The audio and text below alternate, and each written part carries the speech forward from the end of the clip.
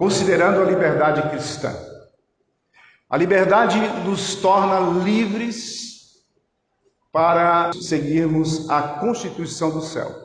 E a Constituição do céu é a Bíblia, a palavra de Deus que nos mostra quem somos, quem é o nosso Deus e como devemos viver neste mundo. Percebemos ao longo de Gálatas a extrema facilidade de perdermos a liberdade, escorregando para o legalismo e a justiça pelas obras. Nós, cristãos, professamos crer no Evangelho, mas nem sempre temos uma vida fundamentada no Evangelho. Nós sabemos disso e somos chamados à atenção todos os dias. Aqui, Paulo chama a atenção para outro extremo perigoso. Nós vimos em Gálatas, durante todos esses capítulos, falando sobre o legalismo. Agora, Paulo está falando que podemos cair não somente no legalismo, mas também na permissividade. É o outro lado, é a outra ponta, é o outro extremo. Paulo sabe que ao falar sobre liberdade, pode ser muito enganoso para as pessoas. A gente lê Paulo falando aqui, desde o versículo 1, capítulo 1, ele fala de liberdade, depois ele entra na questão do legalismo, mas o interessante é que ele está falando aqui de uma forma que, para nós cristãos, se a gente não tiver uma atenção correta do que é ser livre em Cristo Jesus, ele fala, quando ele diz livre da lei, alguns acham que ele quer dizer que as pessoas agora são livres e assim podem determinar os próprios padrões de comportamento. Não é assim que Paulo está nos ensinando. Ele nos mostra claramente o que significa realmente ser livre em Cristo Jesus. E precisamos entender isso. Para isso nós vamos ler esses 3 versículos, que está em Gálatas capítulo 5, versos de 13 a 15.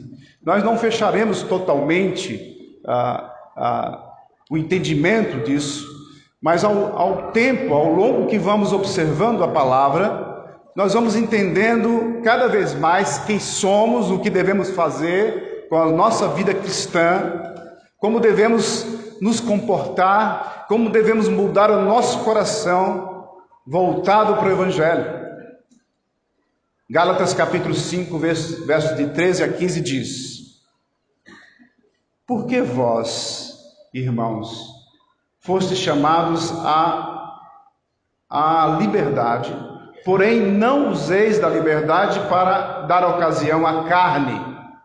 Sede antes servos uns dos outros pelo amor, porque toda a lei se cumpre em um só preceito, a saber, amarás o teu próximo como a ti mesmo. Se vós, porém, vos mordeis e devorais uns aos outros, vede que não sejais mutuamente destruídos. Gálatas 5, 13 a 15. Vamos orar novamente. Deus Todo-Poderoso, que a tua mão poderosa chegue em nossas vidas, sabendo que o Senhor é conosco, que o Senhor está presente em todo momento de nossa vida, que o Senhor nos conhece intimamente, que o Senhor sabe o nosso deitar e o nosso levantar. O Senhor já nos conhecia antes da fundação do mundo. A sua grandeza, a sua sabedoria, o seu poder chegou até nós através da tua palavra. Que nós possamos, ó Deus, reconhecer a tua soberania, a tua suficiência, o teu grande amor por nós, o privilégio que temos de estarmos aqui reunidos no teu nome, ouvindo a tua palavra. Usa teu servo que precisa da tua ajuda. Nós sabemos disso. Trememos diante do teu poder. O tremor que temos diante da tua grandeza é algo que nos deixa constrangido por sermos tão distantes de Ti por causa da Tua santidade. Mas, independente disso, o Senhor nos trouxe até aos Teus braços através do Teu Filho. Que nós possamos, ó Deus, crer verdadeiramente nisso e entregarmos totalmente todo o nosso ser para o louvor da Tua glória. Usa Teu servo para falar aos nossos corações e também para falar ao coração dele. Em nome do nosso Senhor e Salvador Jesus Cristo. Amém. Esses 3 versículos nos dão uma pequena visão do que significa você entender melhor o que é liberdade em Cristo. Paulo, ele vai, nesse primeiro versículo, ele poderia fazer uma indagação ou mesmo uma afirmação. Você deve saber o verdadeiro uso da sua liberdade. Como nós usamos a nossa liberdade em Cristo Jesus? Somos verdadeiramente livres agora. Nós éramos escravos. Nós achávamos que éramos livres. Muitas pessoas nesse mundo querem ser livres, acham que são livres, mas elas não entendem que a verdadeira liberdade está em Cristo Jesus.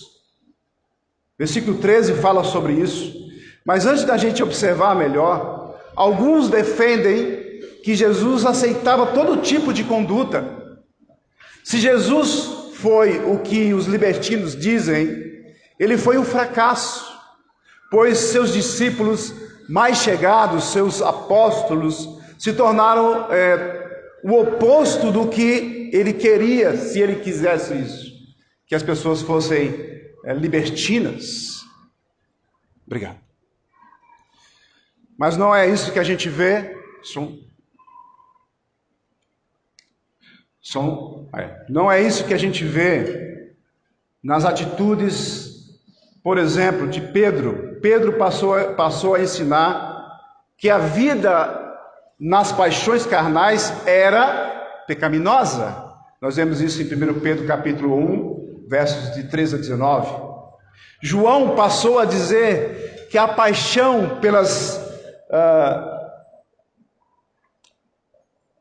coisas do mundo e da carne não procedem de Deus. 1 João capítulo 2, versos de 15 a 17.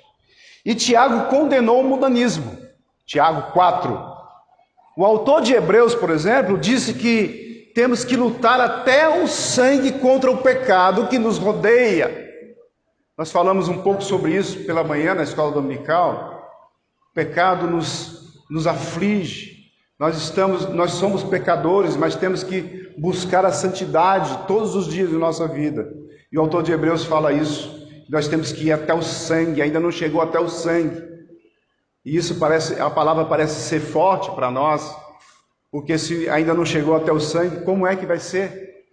E Hebreus 12, ele fala isso em Hebreus 12, nos primeiros 4 versículos. Eles certamente não aprenderam essas coisas de um Jesus libertino. Pelo contrário, Jesus foi categórico em dizer que a vida cristã é uma vida de pureza. A vida cristã é uma vida diferente do mundo. Mas o que significa ser chamado à liberdade? O que isso significa para nós? Muitos encaram essa liberdade de forma errônea. Logo no começo, Paulo demonstrou que isso pode ocorrer somente devido a um desrespeito pelo ensino real do Evangelho. Nós vemos isso em Gálatas 2, no versículo 20, ele diz o seguinte: logo, já não sou eu quem vive. Não sou eu quem vive, mas Cristo vive em mim.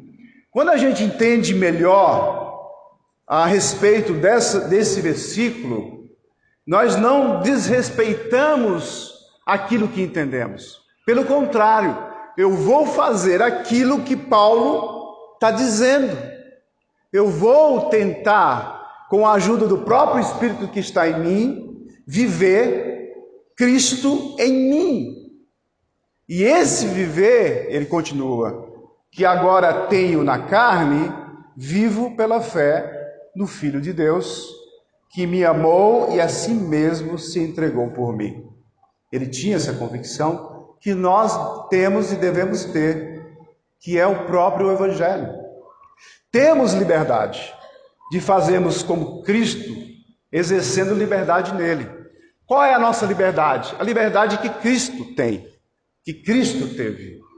Nós temos uma liberdade. Agora, a primeira liberdade que nós temos é o livre acesso ao Pai.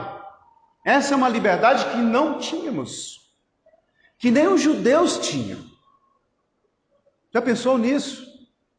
Uma liberdade que ninguém tem neste mundo, a não ser em Cristo Jesus. Paulo ele começa a aplicar as éticas dos princípios teológicos. Ele escreve: não usem a liberdade para dar ocasião à vontade da carne. Interessante a gente ver isso. Judas 4, ele diz o seguinte: homens ímpios que transformam em libertinagem a graça do nosso Deus. É fácil demais o homem transformar aquilo que é puro, aquilo que é bonito, em libertinagem. E as pessoas se iludem e se envolvem com coisas que parecem ser, que não tem, parece que não tem nenhum problema, parece que é muito bonito, mas é algo externo, mas interno é algo perigoso.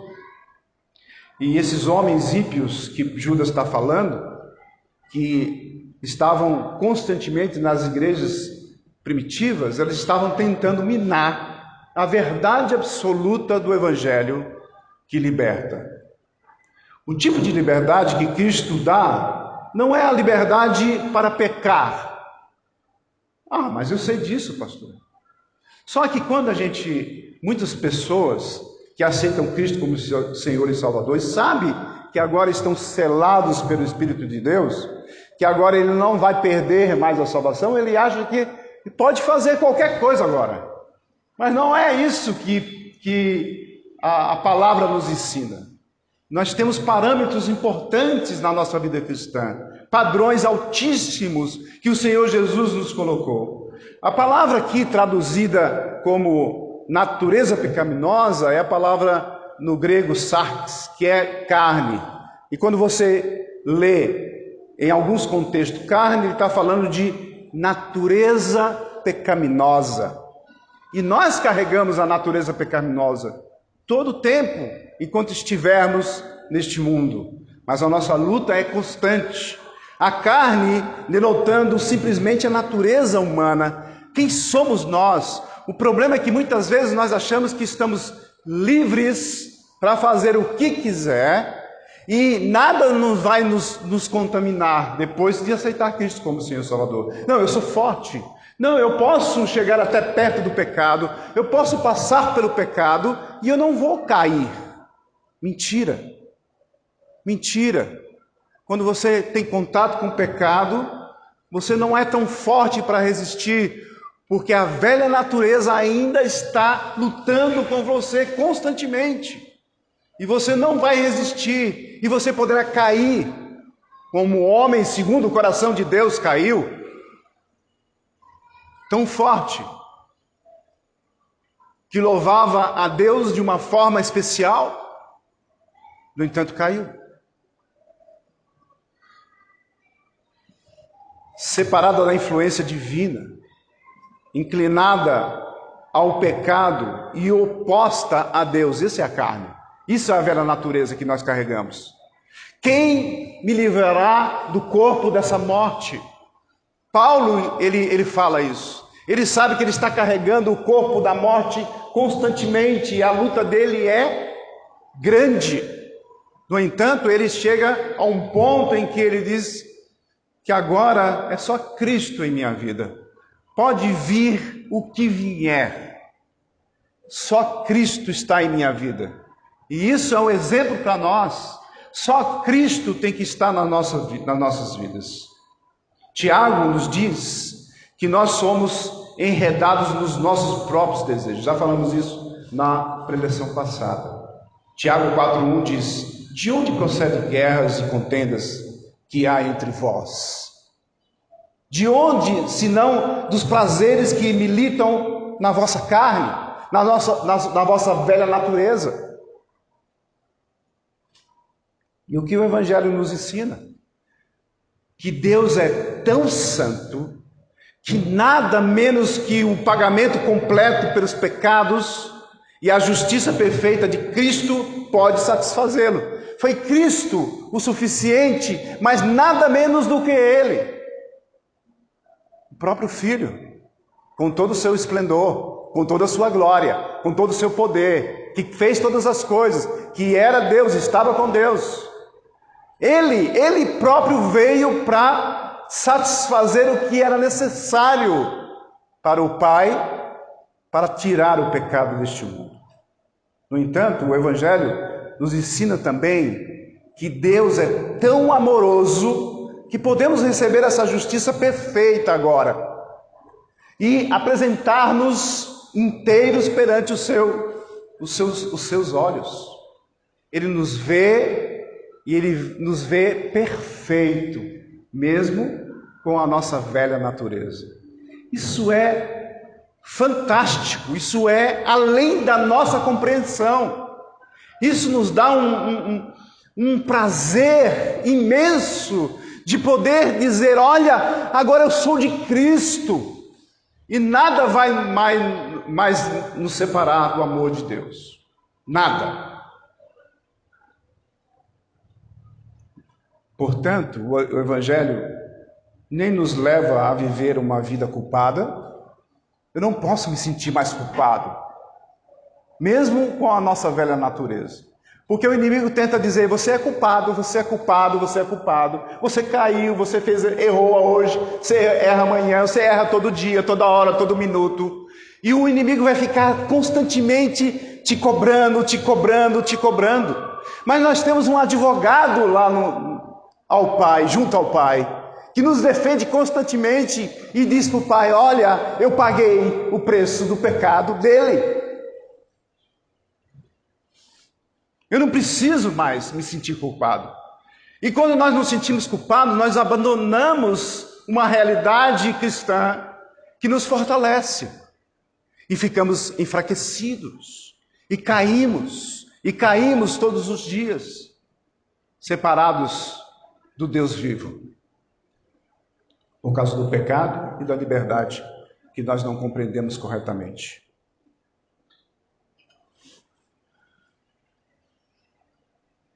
Mas essa culpa, uma vez que Deus nos tem aceitado com amor, Ele nos tirou essa culpa. E nem uma vida ímpia nós devemos viver, uma vez que Deus que nos tem aceitado é perfeitamente santo. Como um ser, eu posso dizer homem referente a Cristo, mas o ser que é perfeito, um ser que é santo, que não há nenhum defeito, pode se relacionar com a sua criação diretamente. Como um ser perfeito pode nos abraçar, nos receber e nos chamar de filhos, se não for pela grandeza do amor dele? Isso nos dá uma condição especial diante de Deus, que nós não podemos perder. Esquecer o primeiro item é cair no erro que Paulo trata logo no versículo 1 do capítulo 5, e perder a liberdade.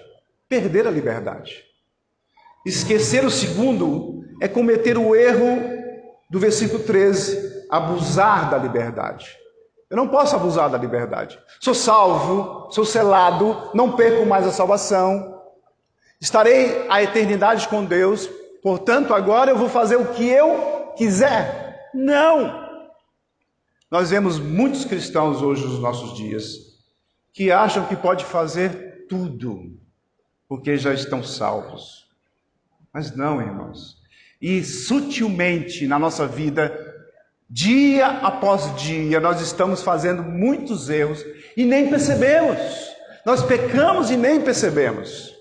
Nós não atinamos para a palavra de Deus, nós não olhamos para ela, nós não observamos ela como deveríamos e pecamos. Estamos libertos, podemos fazer qualquer coisa. Não. A liberdade tem um outro sentido. A liberdade na salvação tem uma perspectiva muito diferente daquilo que nós achamos que deveria ser. Ambos os erros significam que perdemos o Evangelho de vista. Perdemos o Evangelho de vista, ou num ponto ou no outro. Eu não posso ser tão arraigado às regras sem mudar o meu coração, e eu não posso ser tão libertino em relação à santidade pura do nosso Deus. Eu preciso ter reverência, porque entrar no Santo dos Santos nós não precisamos mais. Nós não precisamos de um intermediário, porque o nosso intermediário foi o próprio Senhor Jesus que está em nós. Então nós temos uma liberdade tremenda de chegar ao Pai, ao Criador de todas as coisas e dizer: Pai, eu preciso de ajuda. Pai, eu preciso ser santo, como o Senhor é santo. E isso nós perdemos, porque nós não temos mais a ousadia de chegar na presença de Deus e ao mesmo tempo ter reverência a Ele. Nós nos tornamos banais em achar que Deus nos aceita de qualquer forma. E eu estou vivendo uma vida cristã medíocre. Eu não estou vendo realmente quem eu sou como representante, como embaixador de Cristo, para refletir a imagem dele aos outros. Nós abusamos da liberdade. Nós não enxergamos verdadeiramente o Evangelho. Como você entende a aparente contradição que Paulo levanta? É interessante, porque Paulo ele levanta uma contradição. No versículo 3, que nós já vimos nas pregações passadas, Paulo dá a entender que os cristãos, capítulo 5, versículo 3, ele dá a entender que os cristãos encontram-se livres da obrigação de obedecer a lei inteira. Você não precisa obedecer. Isso a gente entende. E a gente tem um pensamento, então tá ok. Mas depois, no versículo 13 que nós estamos observando, ele instrui que sejamos servos uns dos outros pelo amor. E no versículo 14, ele afirma que o resumo da lei, o resumo de toda a lei é amar uns aos outros. Subentende-se, irmãos, que você só ama uns aos outros quando você ama a Deus. Por isso Paulo está resumindo em um só mandamento, que são os dois mandamentos. Você ama um ao outro porque você ama a Deus. É isso que Paulo está nos ensinando. O Evangelho destrói com justiça a motivação que você tem para pecar. Destrói. Quando você está criando intimidade com o Criador, você vai percebendo que você está fortalecendo para quebrar essa cadeia, essas algemas que você quer colocar de volta em suas mãos. E o Evangelho destrói com justiça a motivação que você está sendo levado. Nós somos motivados a pecar todos os dias. Todos os dias você é motivado a pecar. E você cai. Mas você pede perdão e Deus perdoa. Elimina por completo a necessidade e a razão que você tem de viver como bem entende. Eu posso viver como bem entendo? Não. O Evangelho quebra isso. O amor de Deus quebra isso. O amor de um para os outros quebra isso. Eu não vou viver como bem entendo. Olha, eu sou salvo, agora eu posso fazer o que eu quiser. Eu posso tratar as pessoas do jeito que eu quiser. Eu já sou salvo. Eu posso viver a minha vida do jeito que eu quiser. Eu posso viver uma vida libertina do jeito que eu quiser, porque eu não vou perder a salvação.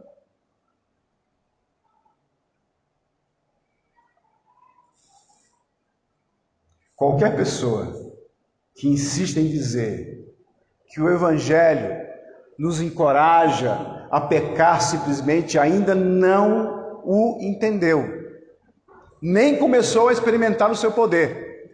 Por quê? Se eu não entendo o Evangelho, eu ainda não estou experimentando o poder do Evangelho. Vamos ver, por exemplo, irmãos, o caso da mentira. Podemos mentir? Podemos mentir?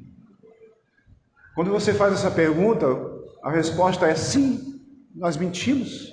E podemos, porque se fosse algo tão perigoso mentir, você morreria exterminado. Agora, por que mentimos? Uma pessoa que precisa de aprovação, de poder, conforto ou sucesso para ter alegria ou valor, mentirá para conseguir ou para manter esse Salvador funcional. Olha, eu tenho Cristo, mas eu vou praticar uma mentirinha aqui porque é a única forma de eu manter o meu emprego, por exemplo, de eu manter a minha posição. E uma mentirinha não faz mal a ninguém. É isso que a libertinagem ou a liberdade errônea da compreensão da liberdade em Cristo nos leva a fazer. Alguém que conhece o Evangelho, tanto emocionalmente quanto em seu intelecto, dirá: não preciso disso, portanto, posso contar a verdade. Se mentisse, não mudaria a minha posição perante Deus. Eu não ia perder a salvação por causa da mentira, nesse sentido, mas eu ia ter que pedir perdão depois.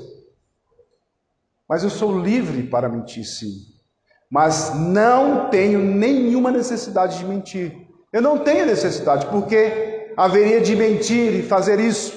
Jamais, porque o Evangelho o liberta para viver do jeito que você quiser, mas você tem que saber que a vida cristã tem algo muito mais importante, que é a pureza do seu coração, a santidade do amor de Deus chegando até nós. Mas se pelo Evangelho você entende de verdade quem é Jesus e o que Ele tem feito em seu favor, então se perguntará: como posso viver para Ele? Como eu posso viver para Cristo? E a resposta será: olhe para a vontade de Deus expressa na lei. Mas parece contradição. Eu não preciso mais da lei? Mas olhe para a lei. O Evangelho nos liberta da lei para a lei. Acaba com a nossa velha obediência à lei sem amor, porque nós não obedecemos à lei com amor, mas sem amor, e motivada pelo egoísmo, e nos motiva a obedecer à lei por amor. E Paulo está dizendo aqui que nós podemos obedecer à lei. Ao invés de usar a liberdade como um pretexto ou um trampolim para a sua natureza pecaminosa, nós devemos, sim, cumprir a lei. Como? Servir uns aos outros mediante o amor. Essa é a lei. É a lei que resume todo o nosso ser na vida cristã. O significado literal aqui é serem servos ou escravos uns dos outros. Essa é a nossa luta constante, irmãos, dentro da Igreja de Cristo. É você servir ao outro. É o que a gente tem falado constantemente. Por que nós vivemos uma vida cristã difícil? Por que nós discutimos tanto? Por que nós não vivemos como deveríamos viver? Porque nós não cumprimos a lei com amor. Porque outrora era sem amor. A lei nos mostra quem nós somos. Nós não podemos cumprir a lei. Se a gente tentar cumprir a lei, a gente pecar, se a gente errar, cair uma só, caiu sobre toda a lei. Mas a lei se resume a amar ao próximo como a si mesmo. E amar ao próximo como a si mesmo também repercute em amar a Deus sobre todas as coisas. O significado literal aqui é serem servos e escravos uns dos outros. Eu preciso ser servo do meu irmão. Eu preciso ser escravo do meu irmão. Parece ser algo radical, até por causa da palavra, mas não.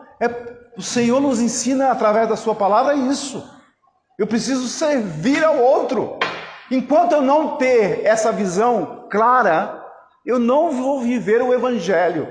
Eu não vou viver a vida cristã como eu deveria viver. Eu serei um individualista, um separatista. Eu serei uma pessoa longe do Evangelho.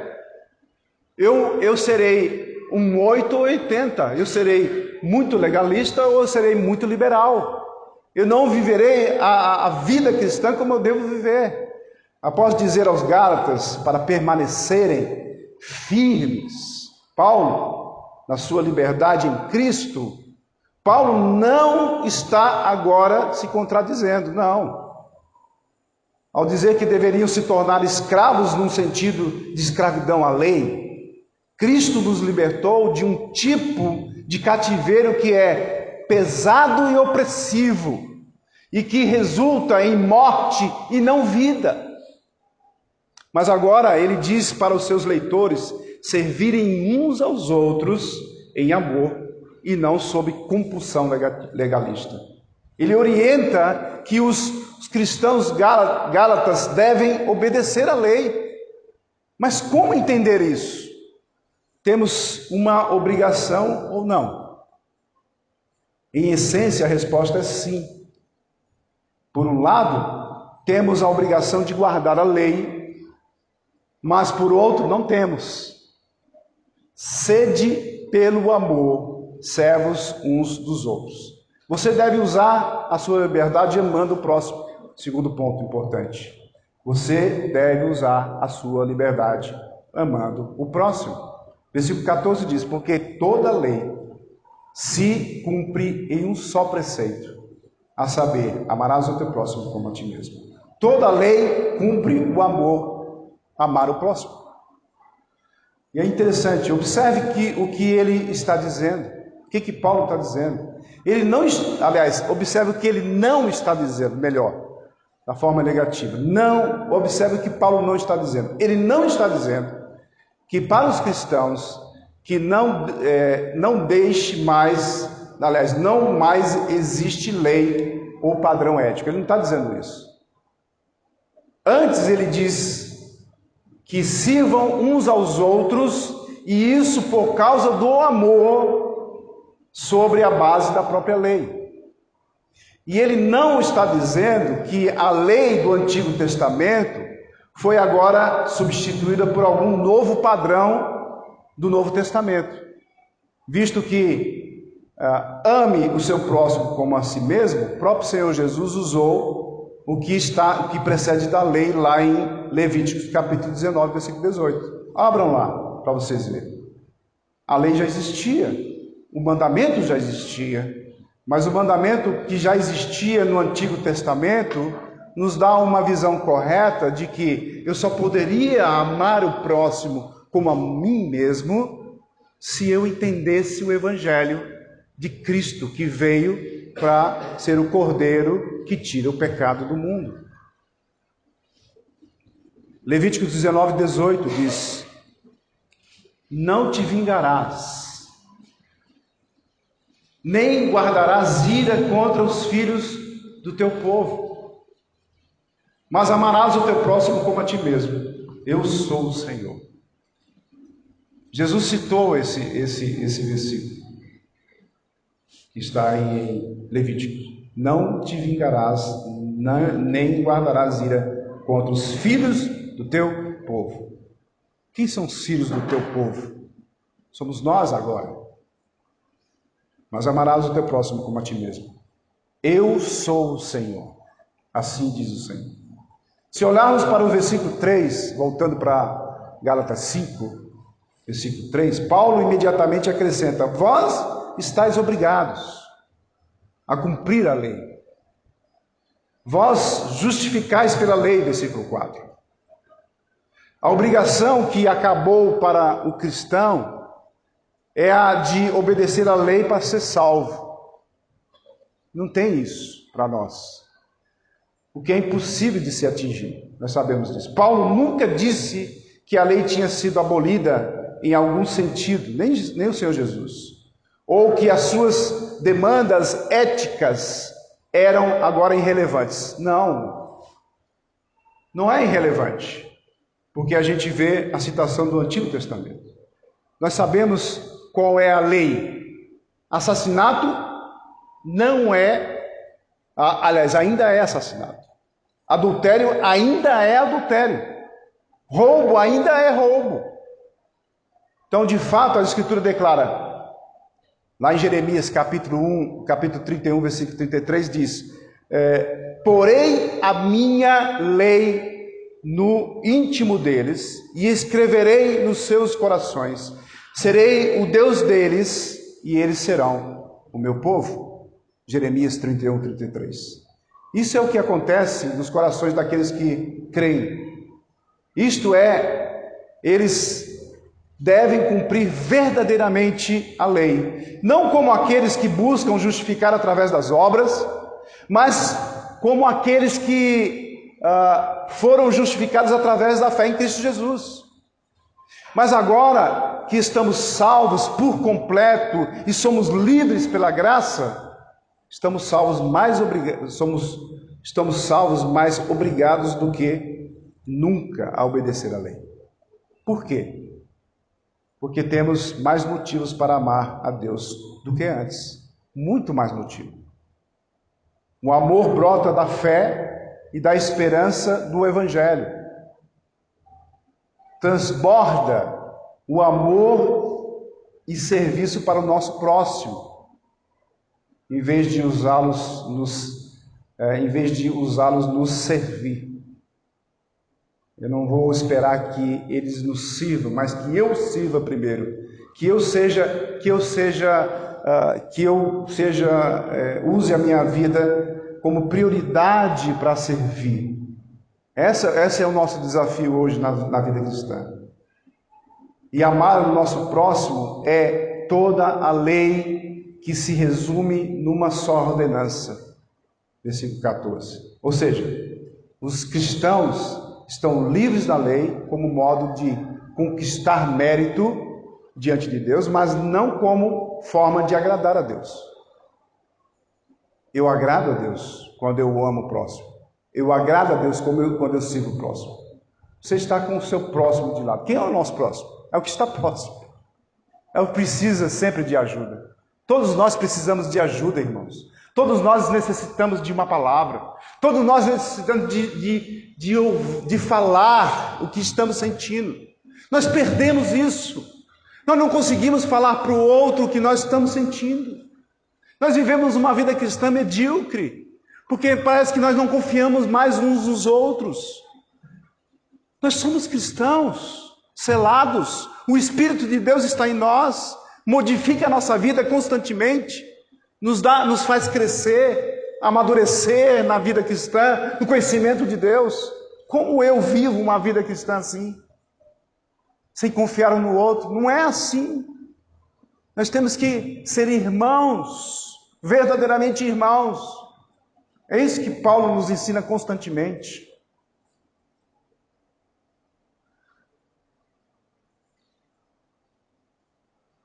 Ou seja, os cristãos estão livres da lei, como modo de conquistar mérito, não como conquistar mérito diante de Deus, mas agradar a Deus, fazendo a vontade dele. Pelo contrário, a obrigação cresceu agora. Nós temos muito mais responsabilidade. Nós conhecemos mais a Deus. Nós sabemos quem Ele é e o que Ele fez por nós, pois a lei é uma expressão da natureza e do coração de Deus. E assim, agora, somos devedores em dobro perante Ele de usá-la e agradá-lo e imitá-lo. Devemos isso a Ele como o nosso Criador, uma vez que Ele nos projetou, é nosso dono e tem tanto o conhecimento para saber como devemos viver, quanto o direito de exigir que vivamos dessa maneira. Por outro lado, agora também lhe somos devedores como nosso Redentor, uma vez que queremos agradar por gratidão àquele que nos salvou de um custo tão imensurável.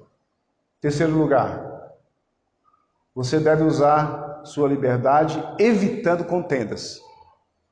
Uma das coisas que a gente vê, principalmente nos nossos dias, mas também acontecia na igreja primitiva, era algo que Paulo aqui nos chama a atenção no versículo 15. Ele diz: se vós, porém, vos mordeis e devorais uns aos outros, vede que não sejais mutuamente destruídos. Aqui Paulo, ele nos chama a atenção para o oposto da reciprocidade de amar uns aos outros. Ele está dando uma ênfase, falando algo contrário. Mas ao obedecer aos ditames do velho homem, nós se assemelha à velha natureza. É como se fosse duas serpentes que morderam uma a outra pela cauda e se engoliram mutuamente. Paulo está dizendo. Ou como dois gatos que brigaram com tanta fúria que não ficou de nenhum deles o menor fio de pelo, ou fiapo de pelo. O que precisamente Paulo tem em mente? Essa é a pergunta. Por que ele fala isso? Muitos comentaristas concordam que Paulo recebera informação sobre as condições reais de dissensão e contenda que estava havendo ali na igreja em Gálatas, e então adverte as igrejas sobre qual será o resultado inevitável de se continuar em tais discórdias e contendas. Fica evidente ao longo de toda a epístola, começando desde o capítulo 1, versículo 1, até o capítulo 5, versículo 12, que uma parte dos membros estava para entregar-se aos desejos dos judaizantes, e a outra parte, no outro extremo, havia outros que mantinham a direção oposta, legalismo e liberalismo. E Paulo está no meio de tudo isso, tentando apaziguar e tentando mostrar que eles devem ser diferentes. Paulo escreve não só para impedir que essas disputas chegassem a ser mais intensivas ou extensivas, mas também para pôr um fim completo a esse estado de coisas pela ação de incitar os grupos contendores a adotar o caminho mais excelente. Do amor, não teremos feito justiça ao significado dessas palavras, se a gente não entender que é pelo amor. Calvino diz o seguinte, uma frase que ele diz acerca disso, ele diz: quão lamentável, quão irracional é que nós, os membros do mesmo corpo, nos associamos uns aos outros por iniciativa própria para destruição mútua. E eu encerro com as palavras de Charles Haddon Spurgeon, que diz o seguinte: você é livre para chegar ao trono da graça em todo o tempo. Na mais escura na mais escura hora da madrugada, ou no mais forte calor do meio-dia, não importa quais sejam os nossos desejos, ou dificuldades, ou necessidades, temos liberdade de contar-lhe em detalhes todas essas coisas. Não importa o quanto temos pecado, podemos entender que podemos rogar-lhe perdão e esperar que seremos perdoados. Mas lembre-se, podemos suplicar que Ele cumpra sua promessa de que suprirá cada uma das nossas necessidades. Isto não depende de nossa riqueza. Use seu direito, crente, e viva à altura do seu privilégio. Você é livre para desfrutar de tudo que se encontra entesourado em Cristo: sabedoria, justiça, santificação e redenção. Não importa qual seja a sua necessidade, pois há plenitude de suprimento em Cristo, e esse suprimento é para você. Oh, que liberdade é esta sua!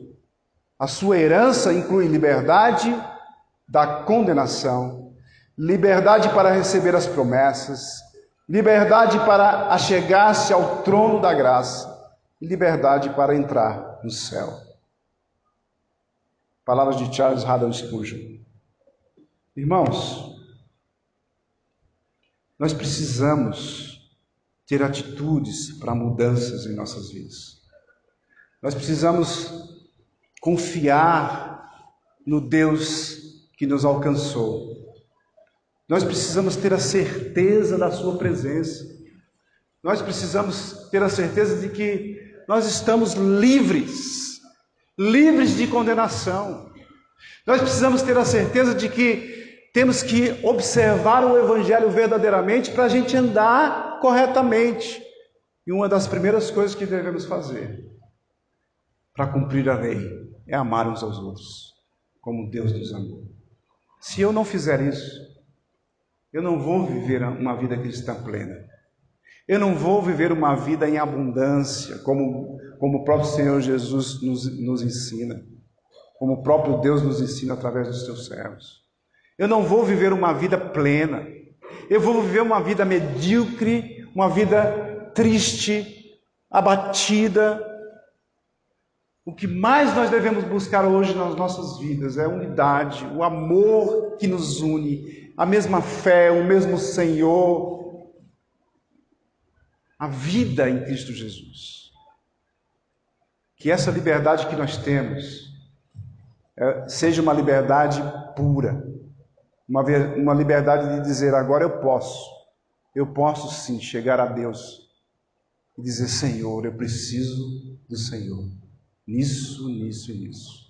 Perdoa-me, Senhor, porque eu errei, pequei contra o Senhor e tenho pecado muito. Senhor, me ajude a chegar para o irmão e dizer: eu pequei contra ti. Perdão, irmão. Mesmo que você ache que ele tenha feito muitas coisas contra você. Isso é natural, irmãos. Isso acontece nas igrejas constantemente. Só que nós encobrimos tudo isso. Nós deixamos passar. Nós vivemos uma vida de farisaísmo. Nós colocamos máscaras em nossas vidas. Esse é o erro nosso. Porque nós caímos ou de um lado ou do outro. Nos dois extremos. Paulo está nos chamando a atenção, através da igreja de Gálatas, para a gente mudar as nossas vidas. Que nós possamos viver uma vida cristã plena, uma vida cristã de alegria, mesmo nas tribulações. E isso só acontece quando eu amar verdadeiramente o próximo como a mim mesmo. Porque fazendo isso eu já estou amando a Deus, para a honra e glória dele. Amém? Senhor, nosso Deus e Pai, perdoa, Senhor, os nossos pecados. Obrigado, Senhor, pela vida em Cristo Jesus. Obrigado, Senhor, pela igreja que o Senhor instituiu, por esta igreja local, pelas pessoas que fazem parte dela. O Senhor esteja abençoando a cada membro, Senhor, cada adulto, cada criança, cada jovem. Que nós possamos nos unir, Senhor, para refletir o Teu amor, para mostrar o que é a igreja de Cristo verdadeiramente. Que nós possamos viver o Evangelho todos os dias em nossa vida. Corrigir, Senhor, os nossos erros.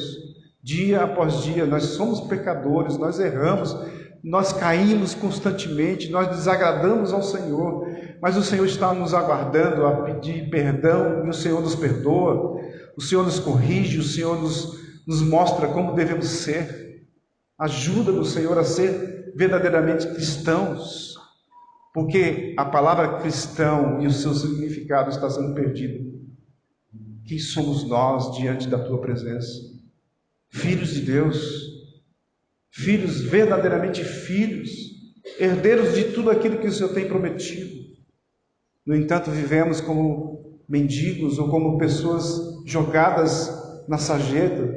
Nós fazemos coisas erradas, nós desobedecemos ao Senhor, nós não agradamos ao Senhor. Precisamos mudar a nossa vida. Mude a vida desta igreja, para que essa igreja seja uma igreja plena, una, uma igreja que reflita a luz de Cristo para aqueles que ainda estão nas trevas. Em nome de Cristo nós pedimos. Amém.